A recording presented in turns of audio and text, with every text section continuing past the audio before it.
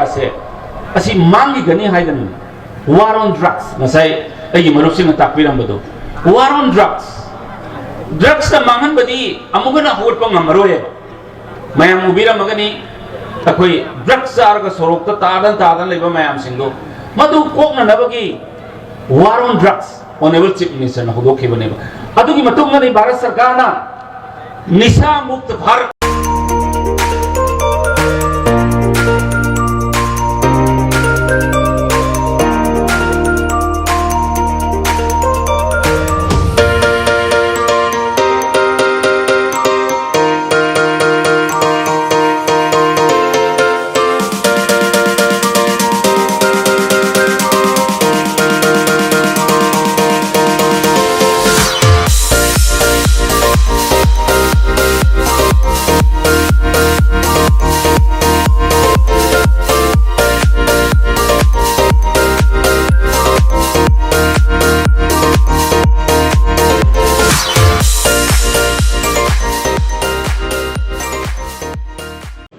ahalaman singi paro da hai bani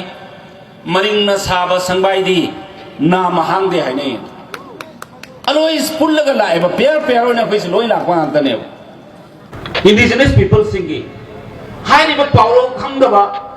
mi sing china kari dau re hai ra ka paro ma so lai hai ching na koina pan saba ching mi na koina pan nga ba hai ba ching mi na koina pan nga ba si अखोई इपाई पुना थंबिरम लिबे अखोई boundary सिंसिनेबा मसी history खंबा indigenous people सिंग ना aware होएबा but where is indigenous people कोई दब सिंग दुना दी नसाई पन से थुगाइना होनेबा नाई बसे नाकना होनेबा मसीनी ऑनरेबल चीफ मिनिस्टर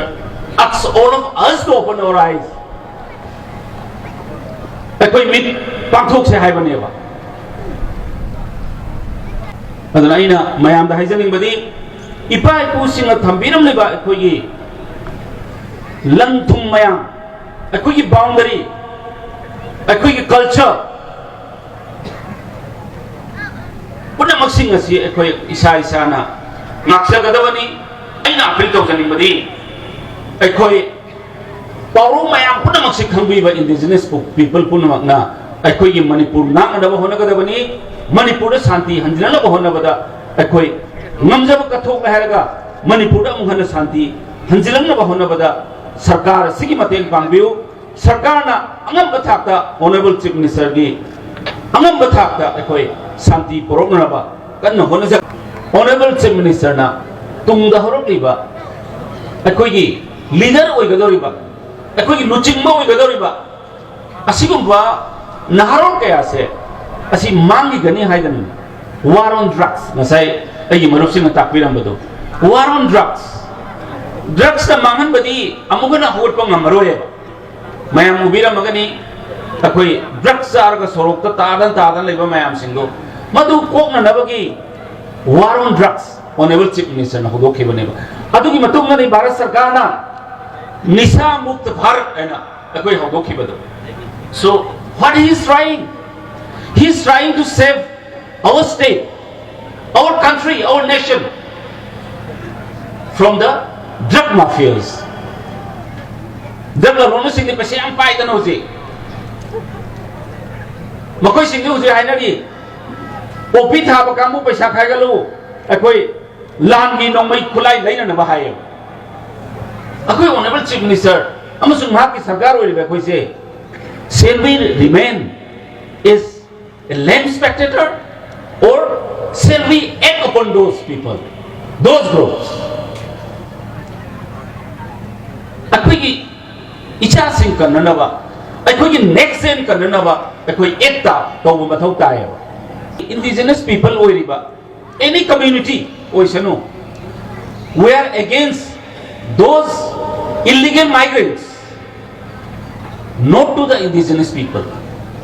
अदना indigenous people ओइरिबा कोई वाखन मुन्न खंथरे हैरगा यूनाइटेडली अखोई पुनसिल हैरगा अखोई मणिपुर से शांति पुरोकना होनबा अदुगा इल्लीगल माइग्रेंट्स से मागी लमदम सिंगा हलन रहरगा अखोगी फंगदोइबा चाथुंग सिंग असे अइगी इसा सिंगी